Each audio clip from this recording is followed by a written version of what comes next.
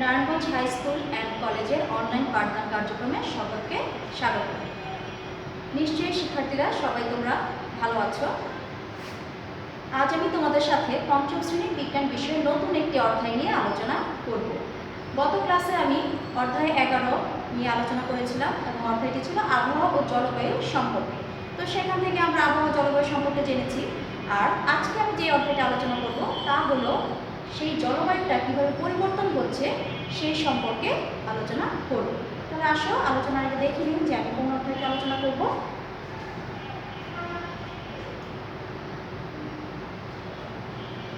অধ্যায় 12 নামটি কি?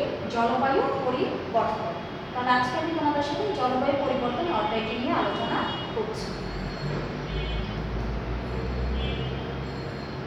গত ক্লাসে আমরা আবহাওয়া ও জলবায়ুর সংজ্ঞা জেনেছি, ঠিক আছে? আর জলবায়ুর সংজ্ঞাটা কি ছিল? জলবায়ুর সংজ্ঞাটা ছিল যে জলবায়ু হলো আবহাওয়ার দীর্ঘ সময়ের গড় অবস্থা। মানে আবহাওয়াটা হচ্ছে স্বল্পস্থায়ী বা ক্ষণস্থায়ী অবস্থা, আর জলবায়ুটা হচ্ছে দীর্ঘস্থায়ী অবস্থা। দেখো, জলবায়ু হলো আবহাওয়ার দীর্ঘ সময়ের গড় অবস্থা। কোনো অঞ্চলের আবহাওয়া কখনো স্বাভাবিক থাকতে আবার কখনো চরম অবস্থা দেখা দিতে পারে। কোনো অঞ্চলের আবহাওয়া কিন্তু সবসময় একই রকম থাকে না, কি হয়? প্রতিনিয়ত পরিবর্তন হতে থাকে। আবহাওয়ার এই পরিবর্তন ওই অঞ্চলের তাপমাত্রা, বৃষ্টিপাতের পরিমাণ, কালবৈশাখী বা ঘূর্ণিঝড়ের প্রবণতা দ্বারা নির্ণয় করা যায়।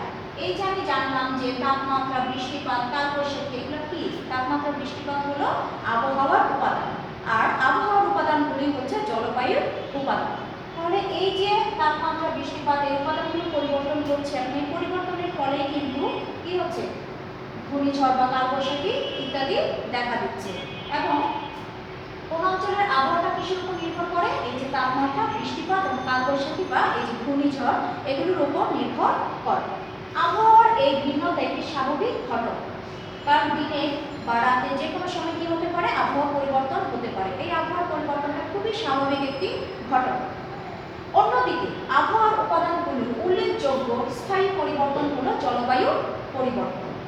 আবহাওয়ার উপাদান যে কোনো সময় যে কোনোভাবেই পরিবর্তন হতে পারে, কিন্তু যে এই যে আবহাওয়ার উপাদানগুলোর যদি স্থায়ীভাবে পরিবর্তন হয়, এবং সেই স্থায়ী পরিবর্তনটাই হলো জলবায়ু পরিবর্তন। কোনো স্থানে জলবায়ু হঠাৎ পরিবর্তন হয় না, তবে আমরা এখন জলবায়ু পরিবর্তন উপলব্ধি করতে পারি। কোনো নির্দিষ্ট অঞ্চলে বা দেশের জলবায়ু কিন্তু হঠাৎ করেই বা 1-2 বছরে কিন্তু পরিবর্তন হয়ে যায় না। দীর্ঘ বছরের যে আবহাওয়ার গড় অবস্থা সেটাই হচ্ছে জলবায়ু, এবং সেই জলবায়ুটা কিন্তু আমরা এখন পরিবর্তন যে হচ্ছে সেটা কিন্তু আমরা এখন উপলব্ধি করতে পারি। কারণ পূর্বে কি ছিল? তাপমাত্রা কম ছিল, কিন্তু ধীরে ধীরে আমাদের এখন কি হচ্ছে? তাপমাত্রা বেড়ে যাচ্ছে, এবং এই তাপমাত্রাটা বেড়ে গিয়ে কিন্তু জলবায়ু পরিবর্তন হচ্ছে। এবার জেনে নেই বৈশ্বিক উষ্ণায়ন কি। বৈশ্বিক উষ্ণায়ন কি? বৈশ্বিক উষ্ণায়ন বলে যে আমি একটু আগেই বললাম যে পৃথিবীর তাপমাত্রা কি হচ্ছে? বেড়ে যাচ্ছে। এই যে বেড়ে যাওয়াটা বা পৃথিবীর তাপমাত্রা বেড়ে যাওয়াটা কি বলা হচ্ছে? যে গড় তাপমাত্রাটা বেড়ে যাচ্ছে, একেই বলা হচ্ছে বৈশ্বিক উষ্ণায়ন। এই যে এখানে একটি লেখচিত্র দেখানো হচ্ছে, এই লেখচিত্রের মাধ্যমে আমরা বুঝতে পারবো যে বছরের বিভিন্ন সময়ে তাপমাত্রা কেমন ছিল। আর এই যে বৈশ্বিক উষ্ণায়ন, এটা বৈশ্বিক উষ্ণায়নটা আমরা কিভাবে বের করতে পারি? পৃথিবীর সকল স্থানে তাপমাত্রা নির্ণয় করে গড় করার মাধ্যমে আমরা পৃথিবীর গড় তাপমাত্রা নির্ণয় করতে পারি। আর এই যে গড় তাপমাত্রা নির্ণয় করলাম, বা এই পৃথিবীর এই গড় তাপমাত্রাটাকে বা এই বেড়ে যাওয়া তাপমাত্রাটাকে কি বলছে? বৈশ্বিক উষ্ণায়ন বলা হচ্ছে। খেয়াল করো, এখানে একটি লেখচিত্র দেখতে পাচ্ছি, সেটা দেখি কি আছে এখানে। দেখো, আনুভূমিক বরাবর কি আছে? পৃথিবীর গড় তাপমাত্রার পরিবর্তন দেখানো হয়েছে। নিচে কতগুলি সাল দেখানো হয়েছে, এই সালে যে কোন সালে তাপমাত্রা কেমন ছিল সেটা দেখানো হয়েছে। আর এই লম্বভাবে কি দেখতে পাচ্ছি? বৈশ্বিক গড় তাপমাত্রা দেখতে পাচ্ছি। তাহলে এইদিকে কি দেখতে পেলাম? তাপমাত্রা, যেটা কি ডিগ্রি সেলসিয়াস, আর এইদিকে হচ্ছে বছর। খেয়াল করো, 1860 সাল থেকে 2000 সাল পর্যন্ত যে তাপমাত্রার পরিবর্তন হয়েছে তারই একটি লেখচিত্র এখানে দেখানো হয়েছে। দেখো, যে যখন 1860 সাল ছিল তাপমাত্রা কোথায় ছিল, আর যখন 2000 সাল তখন কোথায় চলে চলে গিয়েছে পৃথিবীর গড় তাপমাত্রা। তাহলে এ থেকে কিন্তু আমরা বুঝতে পারছি যে তাপমাত্রা কিন্তু দিন দিন বেড়েই চলেছে, এবং এই যে পৃথিবীর গড় তাপমাত্রা বেড়ে যাওয়া, এই বেড়ে যাওয়াটাকে বলে হচ্ছে বৈশ্বিক উষ্ণায়ন। লেখচিত্রটিতে দেখা গেল পৃথিবীর গড় তাপমাত্রা প্রতি বছর ওঠানামা করছে। তবে বিজ্ঞানীরা গবেষণা করে দেখেছেন যে পৃথিবীর গড় তাপমাত্রা এভাবে বেড়ে যাওয়াকে বৈশ্বিক উষ্ণায়ন বলে। বৈশ্বিক উষ্ণায়নের ফলে আবহাওয়ার বিভিন্ন উপাদানের পরিবর্তন ঘটছে, যেমন বৃষ্টিপাতের ধরন বদলে যাচ্ছে। বৈশ্বিক উষ্ণতার কারণে পৃথিবীর জলবায়ু ধীরে ধীরে পরিবর্তিত হচ্ছে।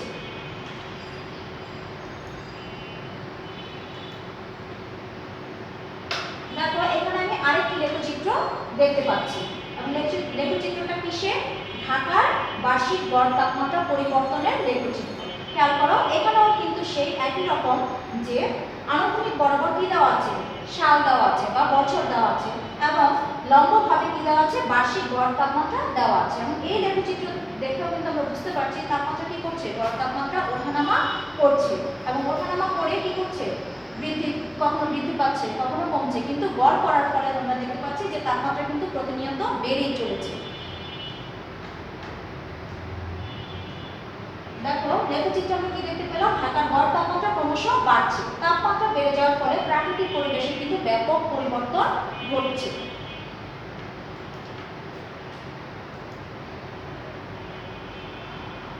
এবার আমরা জানবো গ্রিন হাউস প্রভাব সম্পর্কে।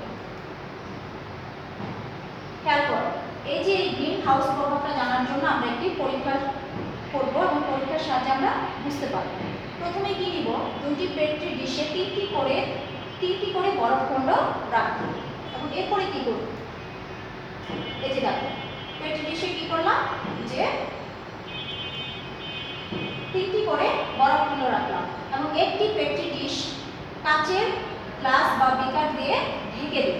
খেয়াল করো, এই যে দুইটি পেট্রি ডিশ নিয়েছি, এবং একটি হচ্ছে খোলা এবং আরেকটি হচ্ছে কি বিকার বা কাচের গ্লাস দিয়ে ঢেকে দিয়েছি। এখন আমরা কি করব? পর্যবেক্ষণ করব আসলে কি ঘটে। এবং এই দুটো পেট্রি ডিশকে কোথায় রাখবো? পেট্রি ডিশ দুটিকে সূর্যের আলোতে রাখি। এখন আমরা দেখব যে কোন পেট্রি ডিশের বরফটি আগে গলবে। তোমরা অনুমান করো তো কোনটা আগে গলবে? হ্যাঁ, আমরা কতক্ষণ এটা রেখে দিব? 30 মিনিট আমরা অপেক্ষা করব, এবং আমরা এটা খেয়াল করব যে কি পরিবর্তন হচ্ছে। দেখি কি পরিবর্তন হচ্ছে। দেখা গেল কি বিকার দিয়ে ঢেকে রাখা বরফখণ্ডগুলো খোলা বাতাসে রাখা বরফখণ্ডের তুলনায় আগে গলেছে। তাহলে এই যে আমরা যে ঢেকে রেখেছি সেই বরফখণ্ডগুলো কি হলো? আগে গলে গেল। সূর্যের তাপ সহজেই বিকারের ভেতরে প্রবেশ করতে পারে, কিন্তু বিকার থেকে সহজে বের হতে পারে না। ফলে বিকারের ভিতর দ্রুত গরম হয়ে ওঠে, আর এটি হলো গ্রিন হাউস ধারণার মূল বিষয়।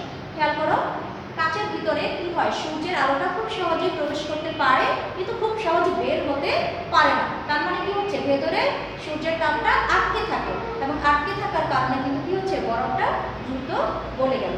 আসলে এই যে তাপ ধরে রাখার এই ঘটনা, এই তাপ ধরে রাখার এই ঘটনাকে কিন্তু বলা হয় গ্রিন হাউস প্রভাব।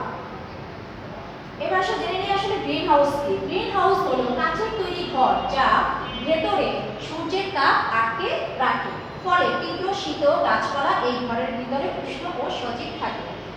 বেশিরভাগ শীত প্রধান দেশে কিন্তু এই গ্রিন হাউস দেখা যায়, কারণ শীতে কি গাছপালা কি বেঁচে থাকতে পারে না। তাই সেই শীত প্রধান দেশে এই গ্রিন হাউসের ভেতরে তীব্র শীতেও যাতে গাছপালা টিকে থাকতে পারে সেজন্য গ্রিন হাউস ব্যবহার করা হয়। এই যে দেখো, এখানে একটি গ্রিন হাউসের ছবি দেখানো হয়েছে, এবং খেয়াল করো ভেতরে কি হচ্ছে? গাছ লাগানো হয়েছে, এবং এটা কি কাচের তৈরি একটি ঘর, এবং যার ভেতরে দিনের বেলা সূর্য থাকে, এবং সেই সূর্যের আলোটা কি হয়? কাচের ভেতরে খুব সহজে প্রবেশ করতে পারলো, কিন্তু রাতের বেলা তো সূর্য থাকে না। তাহলে কি হলো? রাতের বেলা কি গ্রিন হাউস ঠান্ডা হয়ে যাবে? না, ঠান্ডা হবে না। কারণ কি? কারণ কাচ কি করে? এই সূর্যের তাপটাকে ভেতরে আটকে রাখে, বের হতে দেয় না, এবং এর ফলে কি হয়? রাতের বেলাও কিন্তু সেই ঘরটা গরম থাকে, এবং গাছপালা কি হয়? মারা যায় না ঠান্ডায়। একটু আগে তো আমরা জানলাম এটা হচ্ছে কাচের তৈরি গ্রিন হাউস। আর কিন্তু এখন আমরা জানবো গ্রিন হাউস প্রভাব ও গ্রিন হাউস গ্যাস। ঠিক আছে, পৃথিবীর বায়ুমণ্ডল গ্রিন হাউসের ন্যায় কাজ করে।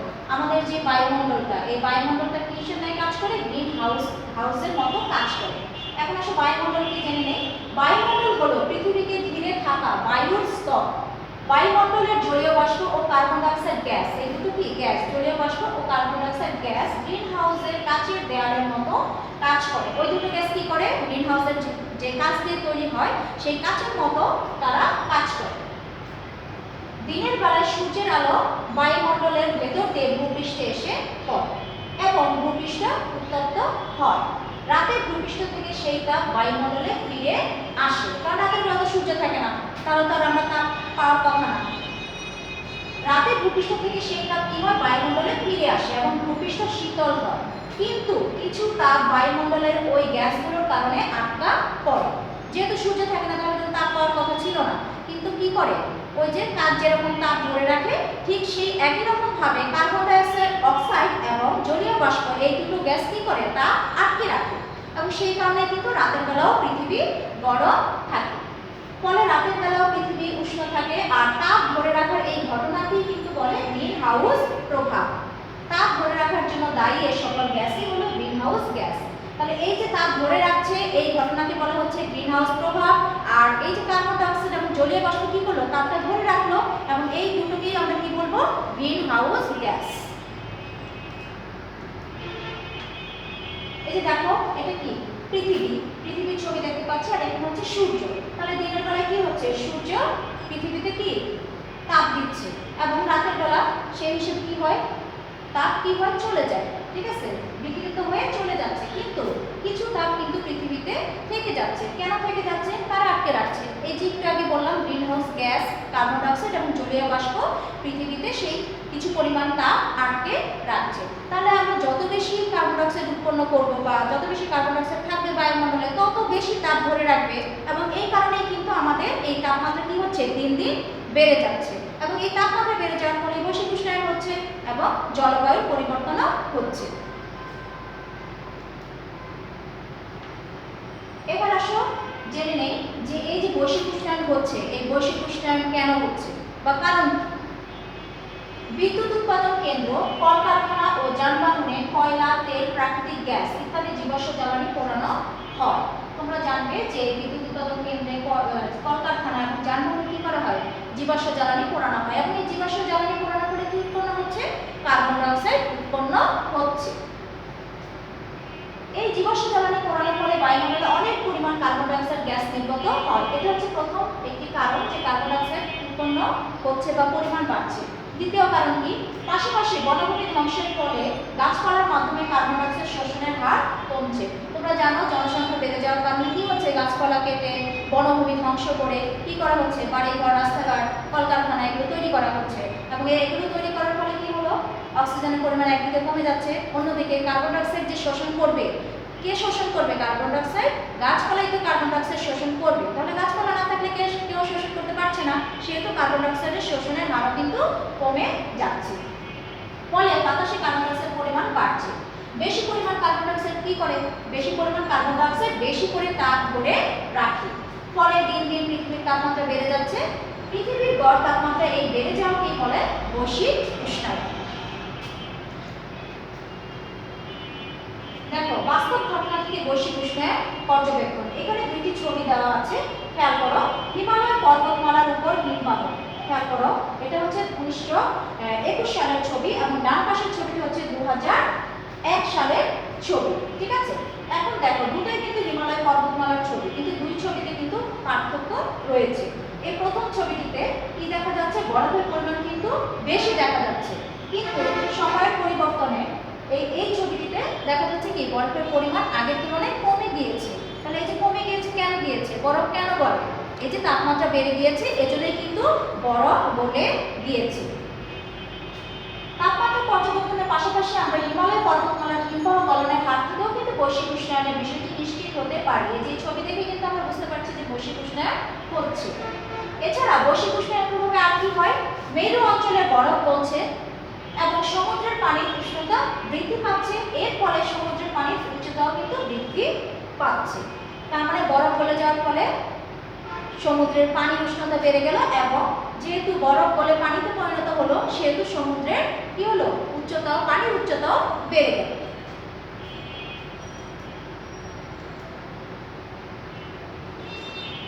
তাহলে এতক্ষণ আমরা জানলাম কিন্তু যে বৈশ্বিক উষ্ণায়ন কেন হচ্ছে বা কেন জলবায়ু পরিবর্তন হচ্ছে। এখন আমরা জানবো এই যে পরিবর্তন হলো জলবায়ুটা, এই জলবায়ু পরিবর্তনটা আমাদের কি কি সমস্যার সৃষ্টি করবে। বিজ্ঞানীরা ধারণা করেছেন জলবায়ুর এই পরিবর্তন বিভিন্ন প্রাকৃতিক সমস্যার সৃষ্টি করবে ও দুর্যোগকে আরো ভয়াবহ করে তুলবে। জলবায়ু পরিবর্তন বিভিন্ন প্রাকৃতিক দুর্যোগের ঝুঁকি বৃদ্ধি করবে। জলবায়ু পরিবর্তন হলে কি বেড়ে যাবে? বিভিন্ন ধরনের প্রাকৃতিক দুর্যোগ বেড়ে যাবে। আমি দেখি কি কি প্রাকৃতিক দুর্যোগ বেড়ে যেতে পারে। 1 নম্বর দেখো, ঘূর্ণিঝড় ও জলোচ্ছ্বাসের হার ও মাত্রা বৃদ্ধি করবে। ঘূর্ণিঝড় ও জলোচ্ছ্বাস কি হবে? বেড়ে যাবে। হঠাৎ ভারী বৃষ্টিপাত হতে পারে বা হঠাৎ করে বন্যা দেখা দিবে, বৃষ্টিপাতের পরিমাণ কমে খরা দেখা দিবে, সমুদ্রের পানির উচ্চতা বৃদ্ধি পাবে, নদীর পানিতে লবণাক্ত পানি প্রবেশ করবে। খেয়াল করো, প্রথমে আমরা কি দুর্যোগ দেখতে পেলাম? ঘূর্ণিঝড় এবং জলোচ্ছ্বাস। এটা কি হতে পারে? তার হার মানে একটা বেশি পরিমাণে হতে পারে এবং তার কি মাত্রাটাও বৃদ্ধি পেতে পারে। আবার হঠাৎ ভারী বৃষ্টিপাত হতে পারে, আবার কি হতে পারে? হঠাৎ করে বন্যা দেখা দিতে পারে, বৃষ্টিপাতের পরিমাণ আবার কমে গিয়ে খরা দেখা দিতে পারে। আমরা আগের অধ্যায়ে পড়েছি যে কম তাপমাত্রা, অতিরিক্ত তাপমাত্রা এবং কম বৃষ্টিপাতের কারণে খরা দেখা যায়। এছাড়া সমুদ্রের পানির উচ্চতা বৃদ্ধি পাবে এবং সমুদ্রের পানি যখন উচ্চতা বৃদ্ধি পাবে তখন কি হবে? সেই পানিটা, লবণাক্ত পানিটা নদীর পানিতে প্রবেশ করবে। এগুলো হচ্ছে কি জলবায়ু পরিবর্তনের ফলে সৃষ্ট যে ঝুঁকি বা প্রাকৃতিক দুর্যোগ হতে পারে সেটা। এবার আসো যে আমরা এই জলবায়ু পরিবর্তনের প্রভাবটা কিভাবে মোকাবেলা করব। জলবায়ু পরিবর্তনের প্রভাব মোকাবেলা করার জন্য আমরা কয়টি কৌশল অবলম্বন করতে পারি? 2টি কৌশল অবলম্বন করতে পারি। এর মধ্যে একটি হলো জলবায়ু পরিবর্তনের হার কমানো। একটা হলো কি আমরা জলবায়ু পরিবর্তনের হারটা কমাবো। 2 নাম্বার মানে অপরটি জলবায়ু পরিবর্তনের সাথে খাপ খাওয়ানো বা অভিযোজন। এর মানে যে প্রথমত আমরা জলবায়ু পরিবর্তনের হার কমাবো, দ্বিতীয়ত আমরা যে জলবায়ু যে পরিবর্তন হয়ে গেল এর সাথে আমরা কি করব? খাপ খাওয়াবো। এবং এই খাপ খাওয়ানোটাকে বলা হচ্ছে অভিযোজন। এবার সে জেনে নেই যে আমরা কিভাবে জলবায়ু পরিবর্তনের হার কমাবো। জলবায়ু পরিবর্তনের প্রধান কারণ, জলবায়ু পরিবর্তনের প্রধান কারণ হচ্ছে বায়ুমণ্ডলে কার্বন ডাই অক্সাইড নির্গমনের পরিমাণ কমিয়ে আমরা জলবায়ু পরিবর্তনের ঝুঁকি কমাতে পারি। আমরা কিন্তু প্রথমেই জেনে নিয়েছি যে কেন তাপমাত্রা বাড়ছে। তাপমাত্রা কিন্তু বাড়ার কারণ হচ্ছে কার্বন ডাই অক্সাইডের বৃদ্ধি। তাহলে এই যে আমরা যদি কার্বন ডাই অক্সাইডের পরিমাণটাকে যদি কমাতে পারি তাহলে কি হবে? আমরা জলবায়ু পরিবর্তনের হারটাকে কমাতে পারব। এই যে কার্বন ডাই অক্সাইড আমরা কমাবো, এটা কমানোর উপায়গুলো আমরা দেখে নিই। এজন্য আমরা কি করব? কয়লা, তেল, প্রাকৃতিক গ্যাসের মতো জীবাশ্ম জ্বালানির ব্যবহার কমাতে হবে। আমরা কিন্তু আগে দেখেছি যে কয়লা, তেল, প্রাকৃতিক গ্যাসের মতো জীবাশ্ম জ্বালানিগুলো পোড়ানোর ফলে কি হচ্ছে? বায়ুমণ্ডলে বেশি পরিমাণে কার্বন ডাই অক্সাইড নির্গত হচ্ছে। তাহলে এগুলো যদি আমরা কম ব্যবহার করি তাহলে কি হবে? কার্বন ডাই অক্সাইডের নির্গমনটাও কম হবে। নবায়নযোগ্য শক্তি। নবায়নযোগ্য শক্তি বলতে কি বুঝি? যে শক্তিটা কখনোই ফুরিয়ে যাবে না। আমাদের পৃথিবী যতদিন থাকবে ততদিনই কিন্তু এই নবায়নযোগ্য শক্তিগুলো থাকবে এবং এই শক্তিগুলো ব্যবহারে পরিবেশের কোনো ধরনের ক্ষতি হয় না। সেই শক্তিগুলোকে বলা হয় নবায়নযোগ্য শক্তি। সেই শক্তিগুলো কি? সৌরশক্তি, বায়ু শক্তি ইত্যাদি ব্যবহার বাড়াতে হবে। কারণ বায়ু শক্তি হচ্ছে, বায়ু এবং সৌরশক্তি হচ্ছে অফুরন্ত শক্তির উৎস, যেগুলো কখনোই ফুরিয়ে যাবে না। আচ্ছা, বৃক্ষরোপণের মাধ্যমে আমরা বায়ুমণ্ডলে কার্বন ডাই অক্সাইড হ্রাস করতে পারি। তোমরা নিশ্চয়ই জানো গাছ কি করে? গাছ আমাদেরকে অক্সিজেন দেয় এবং অন্যদিকে আমাদের যে আমরা যে কার্বন ডাই অক্সাইড ত্যাগ করি সেই কার্বন ডাই অক্সাইডটাও কিন্তু কি করে? সে শোষণ করে। তাহলে যদি আমরা বেশি বেশি গাছ লাগাই তাহলে কি হবে? বেশি বেশি গাছ লাগালে বেশি বেশি কার্বন ডাই অক্সাইড কি করবে? গাছ শোষণ করতে পারবে এবং আমাদেরকে কি দিতে পারবে? অনেক বেশি অক্সিজেন দিতে পারবে। এবং এ থেকেও কিন্তু আমরা কি কার্বন ডাই অক্সাইডের নির্গমনের হার বা কার্বন ডাই অক্সাইডের পরিমাণ কমাতে পারি। এছাড়া দৈনন্দিন জীবনে শক্তির ব্যবহার কমিয়েও আমরা কার্বন ডাই অক্সাইড নির্গমন কমাতে পারি। এই সকল কর্মকাণ্ড মানে এই যে উপরোক্ত যে সকল কর্মকাণ্ডগুলো বললাম, এই সকল কর্মকাণ্ড দীর্ঘমেয়াদী জলবায়ু পরিবর্তন হ্রাস করতে সহায়তা করবে। তাহলে এখান থেকে আমরা কি পাচ্ছি, যে কিভাবে আমরা জলবায়ু পরিবর্তনের হার কমাবো সেটা পাচ্ছি। এছাড়া কিভাবে কার্বন ডাই অক্সাইডের পরিমাণ কমাবো সেটা কিন্তু এই প্যারাটা থেকে আমরা পাচ্ছি। এবার আসো দ্বিতীয় কৌশল। দ্বিতীয় কৌশলটা কি ছিল? জলবায়ু পরিবর্তনের সাথে খাপ খাওয়ানো বা অভিযোজন। এর মানে যে পৃথিবীর বিভিন্ন দেশে কিন্তু জলবায়ু পরিবর্তন কি হয়ে গিয়েছে, এই যে যতটুকু জলবায়ু পরিবর্তন হয়েছে এই পরিবর্তনের মধ্যে আমরা কিভাবে বেঁচে থাকবো বা কিভাবে আমরা খাপ খাওয়াবো সেটাই হচ্ছে অভিযোজন। পৃথিবীর বিভিন্ন দেশ জলবায়ু পরিবর্তনের হার কমানোর জন্য বিভিন্ন কর্মসূচি হাতে নিয়েছে, তবে জলবায়ুর যে পরিবর্তন ইতিমধ্যে সাধিত হয়েছে তার সাথে আমাদের খাপ খাওয়াতে হবে। মানে যেটা এর মধ্যে হয়ে গিয়েছে সেটার সাথে আমাদের কি করতে হবে? খাপ খাওয়াতে হবে। পরিবর্তিত জলবায়ুতে বেঁচে থাকার জন্য গৃহীত কর্মসূচি হলো জলবায়ু পরিবর্তনের সাথে খাপ খাওয়ানো বা অভিযোজন। মানে এই যে পরিবর্তিত হয়ে যাওয়া জলবায়ুতে আমরা বেঁচে থাকার জন্য যেসব কর্মসূচি গ্রহণ করব সেটাই হচ্ছে জলবায়ু পরিবর্তনের সাথে খাপ খাওয়ানো বা অভিযোজন। এবার আসলে যে অভিযোজন আমরা কেন করব বা অভিযোজনের উদ্দেশ্যটা কি? অভিযোজনের উদ্দেশ্য হলো জলবায়ু পরিবর্তনের ফলে সৃষ্ট ঝুঁকি কমানো ও পরিবর্তিত পরিস্থিতিতে টিকে থাকার জন্য যথাযথ ব্যবস্থা গ্রহণ। এটা হচ্ছে অভিযোজনের উদ্দেশ্য। তাহলে আমরা কি কি ব্যবস্থা গ্রহণ করব দেখে নিই। ১. ঘরবাড়ি, বিদ্যালয়, কলকারখানা ইত্যাদি অবকাঠামো উন্নয়ন। মানে ঘরবাড়ি, বিদ্যালয়, কলকারখানা এগুলো কি করব?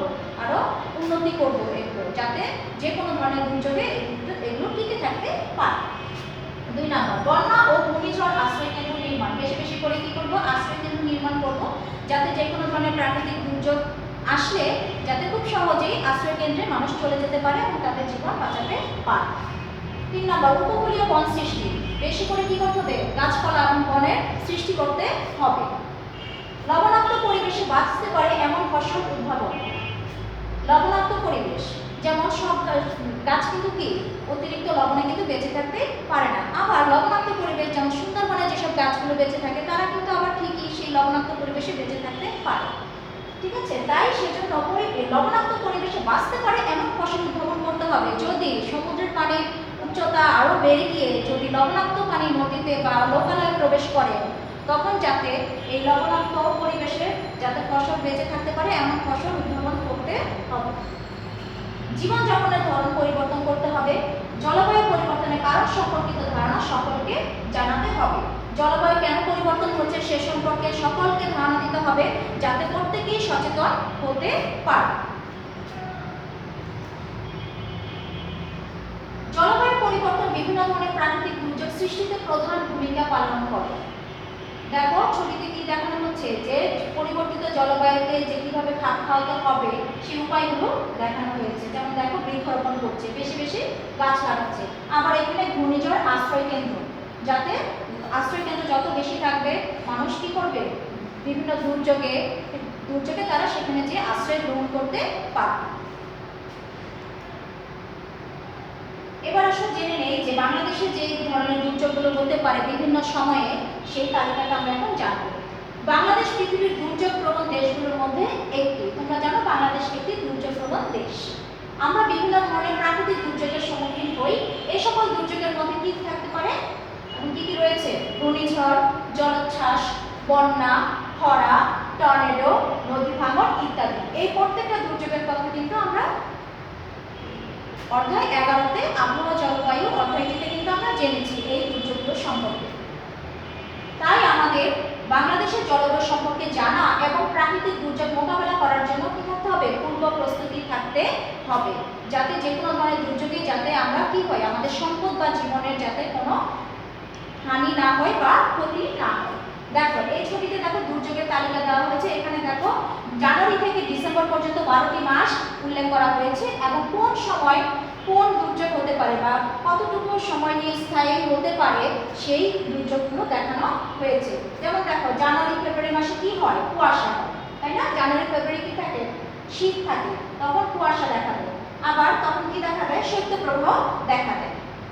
আবার দেখো ফেব্রুয়ারি থেকে মে মাস তখন কি থাকে?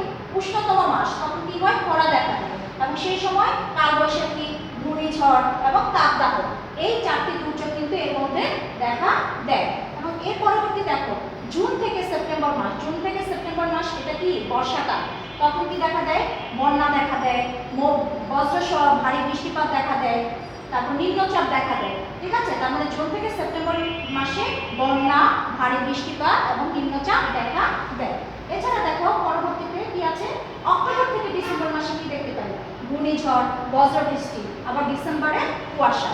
ঠিক আছে, তাহলে এই ছকটা কিন্তু খুবই জরুরি এবং আমাদের বাংলাদেশে যে কোন মাসে কখন এই দুর্যোগগুলো ঘটতে পারে সেই সম্পর্কে এই ছক থেকে কিন্তু আমরা ধারণা লাভ করতে পারি।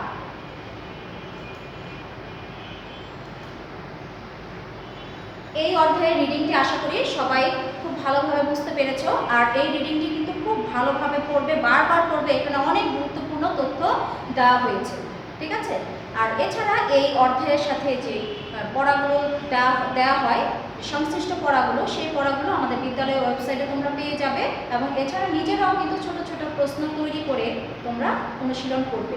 সবাই ভালো থাকবে, সুস্থ থাকবে।